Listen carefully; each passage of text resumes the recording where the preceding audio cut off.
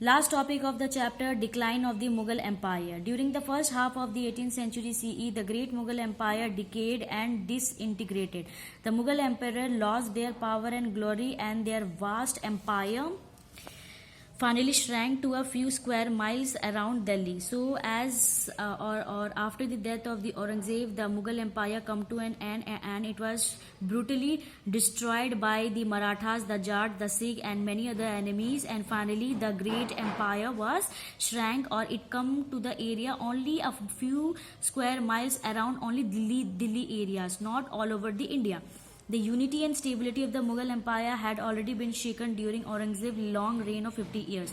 His successors were pleasure-loving, weak, and inefficient. So after the Aurangzeb death, his successors were very weak. They were incapability, and they were inefficient, and they were pleasure loving. They were not at all giving attention to how to run the administration, due to which there was a decline of Mughal Empire.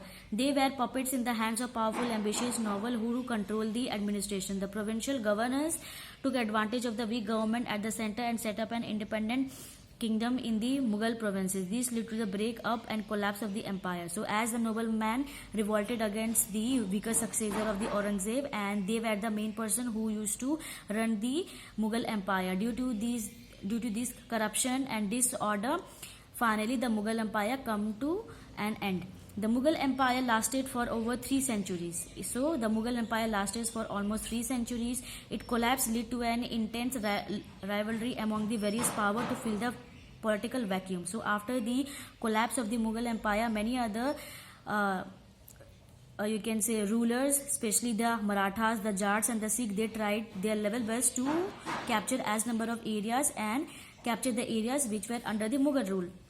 The struggle ended with the victory of the British, who ruled India for nearly 200 years. So, after the end of the Mughal war, finally the British, they come suddenly and they ruled our India for more than 200 years. So, with this, we end the chapter.